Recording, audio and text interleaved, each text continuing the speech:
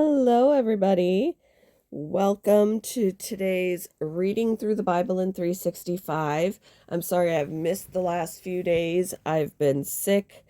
Um, my I sounded like a dying goose.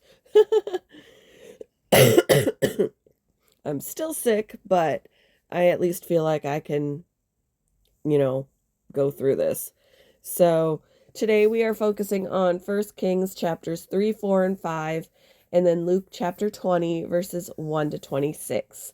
We are getting started in 1 Kings with chapter 3. Solomon made an alliance with Pharaoh, the king of Egypt, and married one of his daughters. He brought her to live in the city of David until he could finish building his palace and the temple of the Lord and the wall around the city. At that time, the people of Israel sacrificed their offerings at local places of worship, for a temple honoring the name of the Lord had not yet been built. Solomon loved the Lord and followed all the decrees of his father David, except that Solomon too offered sacrifices and burnt incense at the local places of worship. The most important of these places of worship was at Gibeon, so the king went there and sacrificed 1,000 burnt offerings. That night, the Lord appeared to Solomon in a dream, and God said, "What do you want? Ask, and I will give it to you."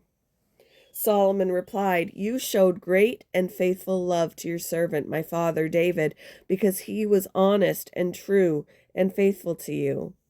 And you have continued to show this great and faithful love to him today by giving him a son to sit on his throne. Now, O Lord my God, you have made me king instead of my father David, but I am like a little child who doesn't know his way around. And here I am in the midst of your own chosen people, a nation so great and numerous they cannot be counted.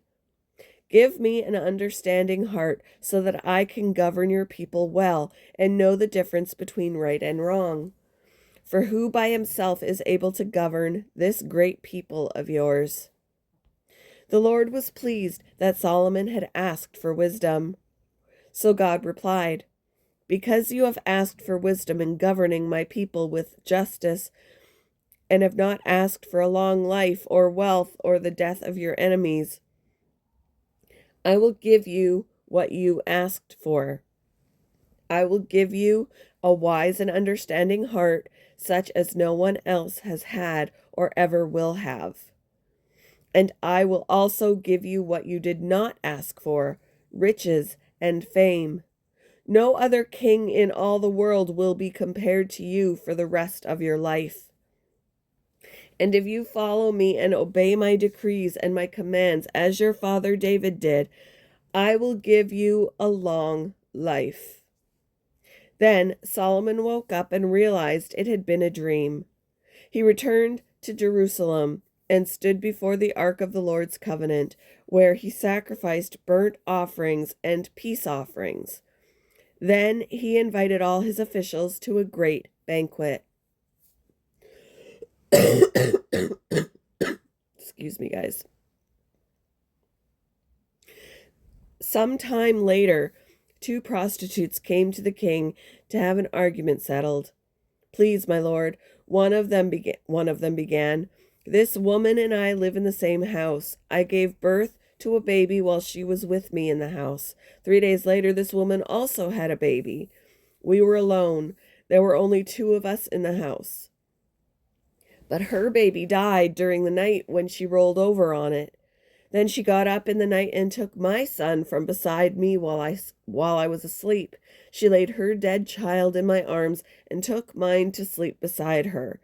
And in the morning, when I tried to nurse my son, he was dead. But when I looked more closely in the morning light, I saw that it wasn't my son at all." Then the other woman interrupted, "It certainly was your son, and the living child is mine." "No," the first woman said, "the living child is mine, and the dead one is yours."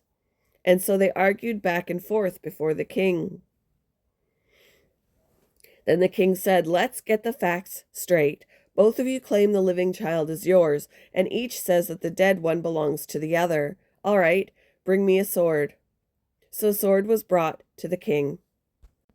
Then he said, "Cut the living child in two, and give half to one woman and half to the other."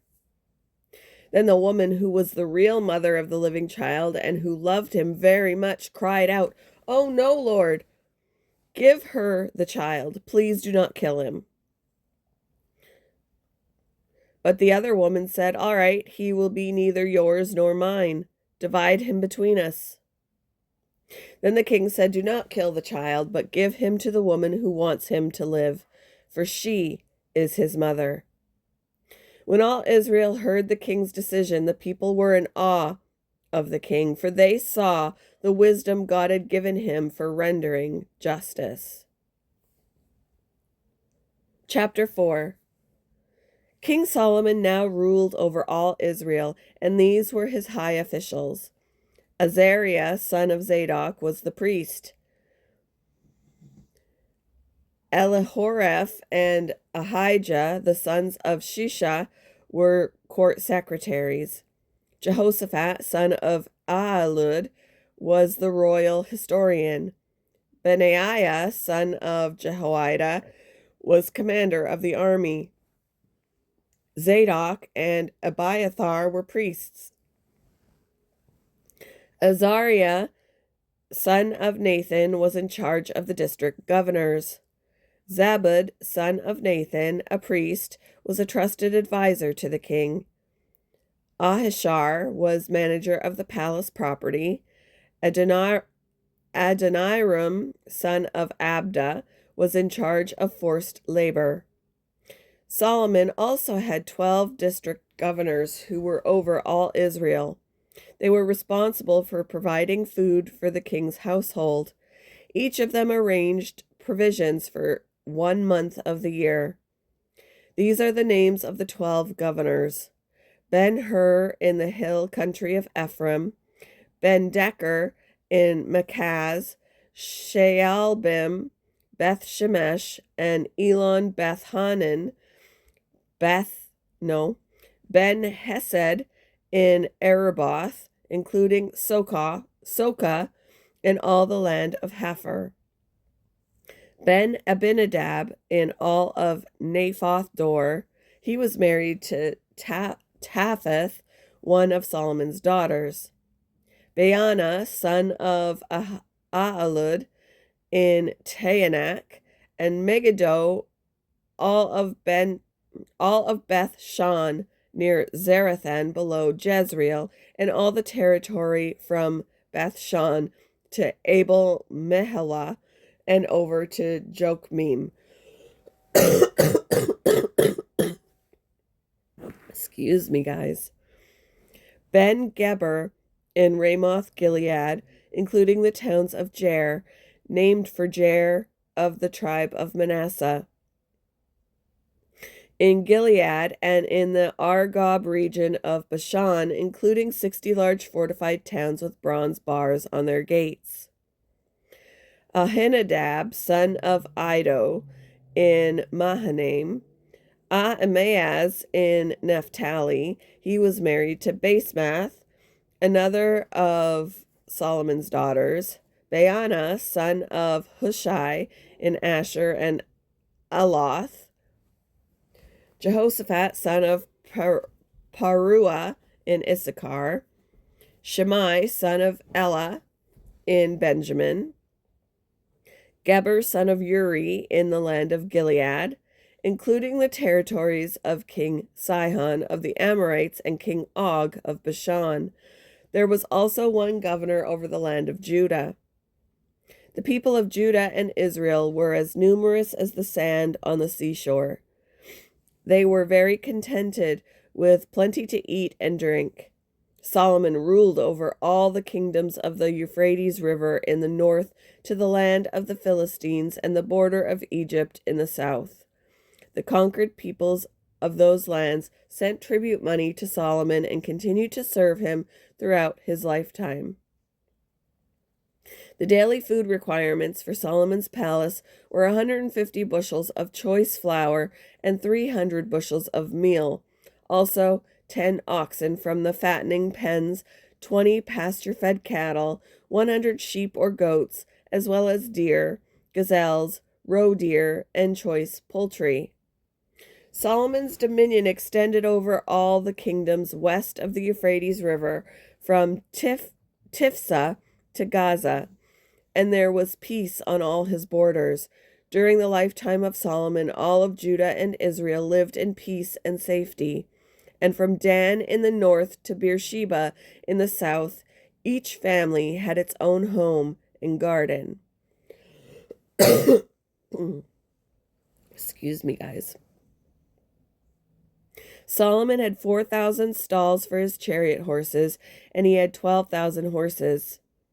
The district governors faithfully provided food for King Solomon and his court. Each made sure nothing was lacking during the month assigned to him. They also brought the necessary barley and straw for the royal horses in the stables. God gave Solomon very great wisdom and understanding, and knowledge as vast as the sands of the seashore. In fact, his wisdom exceeded that of all the wise men of the East and the wise men of Egypt. He was wiser than anyone else, including Ethan the Ezrahite and the sons of Mahol, Heman, Calcol, and Darda. His fame spread throughout all the surrounding nations. He composed some 3,000 proverbs and wrote 1,005 songs. He could speak with authority about all kinds of plants, from the great cedar of Lebanon to the tiny hyssop that grows from cracks in a wall. He could also speak about animals, birds, small creatures, and fish. And kings from every nation sent their ambassadors to listen to the wisdom of Solomon. Chapter 5. King Hiram of Tyre had always been a loyal friend of David. When Hiram learned that David's son Solomon was the new king of Israel, he sent ambassadors to congratulate him. When Solomon sent his message back to Hiram, then Solomon sent this message back to Hiram. You know that my father David was not able to build a temple to honor the name of the Lord his God because of the many wars waged against him by surrounding nations. He could not build until the Lord gave him victory over all his enemies. But now the Lord my God has given me peace on every side.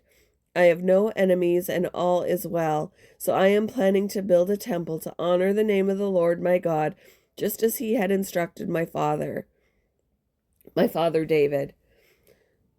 For the Lord told him, your son, whom I will place on your throne, will build the temple to honor my name. Therefore, please command that cedars from Lebanon be cut for me. Excuse me.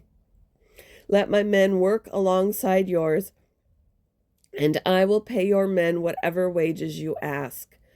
As you know, there is no one among us who can cut timber like you, Sidonians. When Hiram received Solomon's message, he was very pleased and said, praise the Lord today for giving David a wise son to be king of the great nation of Israel. Then he sent this reply to Solomon. I have received your message, and I will supply all the cedar and cypress timber you need. My servants will bring the logs from the Lebanon mountains to the Mediterranean Sea and make them into rafts and float them along the coast to whatever place you choose. Then we will break the rafts apart so you can carry the logs away. You can pay me by supplying me with food for my household. So Hiram supplied as much cedar and cypress timber as Solomon desired. In return, Solomon sent him an annual payment of 100,000 bushels of wheat for his household and 110,000 gallons of pure olive oil. So the Lord gave wisdom to Solomon just as he had promised, and Hiram and Solomon made a formal alliance of peace. Then King Solomon conscripted a labor force of 30,000 men from all Israel. He sent them to Lebanon in shifts, 10,000 every month, so that each man would be 1 month in Lebanon and 2 months at home. Adoniram was in charge of this labor force.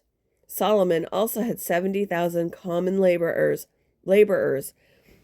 80,000 quarry workers in the hill country, and 3,600 foremen to supervise the work.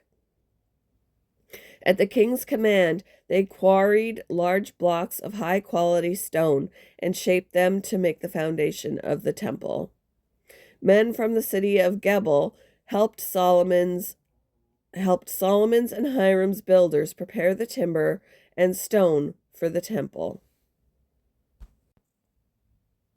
Moving on to Luke chapter 20, verses 1 to 26. One day, as Jesus was teaching the people and preaching the good news in the temple, the leading priests, the teachers of religious law, and the elders came up to him. They demanded, "By what authority are you doing all these things? Who gave you the right?" "Let me ask you a question first," he replied. "Did John's authority to baptize come from heaven, or was it merely human?" They talked it over among themselves. "If we say it was from heaven, he will ask why we didn't believe John. But if we say it was merely human, the people will stone us because they are convinced John was a prophet." So they finally replied that they didn't know. And Jesus responded, "Then I won't tell you by what authority I do these things." Now Jesus turned to the people again and told them this story.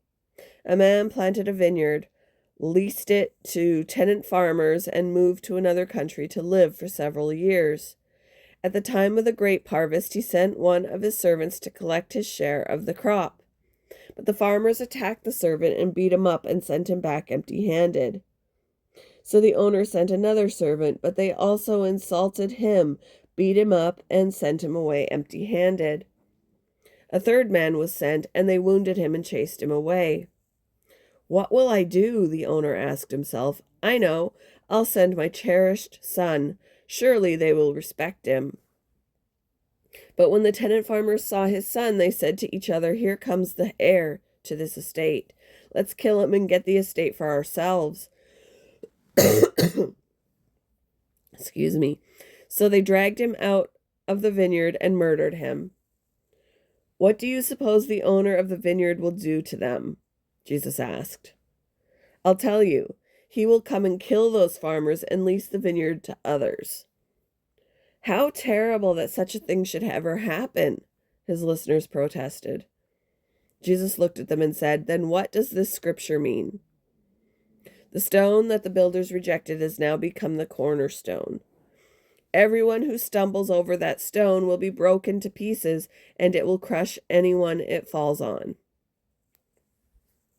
The teachers of religious law and the leading priests wanted to arrest Jesus immediately because they realized he was telling the story against them. They were the wicked farmers, but they were afraid of the people's reaction. Watching for their opportunity, the leaders sent spies pretending to be honest men. They tried to get Jesus to say something that could be reported to the Roman governor so he would arrest Jesus. "Teacher," they said, "we know that you speak and teach what is right and are not influenced by what others think. You teach the way of God truthfully. Now tell us, is it right for us to pay taxes to Caesar or not?" He saw through their trickery and said, "Show me a Roman coin." "Whose picture and title are stamped on it?" "Caesar's," they replied. "Well then," he said, "give to Caesar what belongs to Caesar, and give to God what belongs to God." So they failed to trap him by what he said in front of the people. Instead, they were amazed by his answer, and they became silent.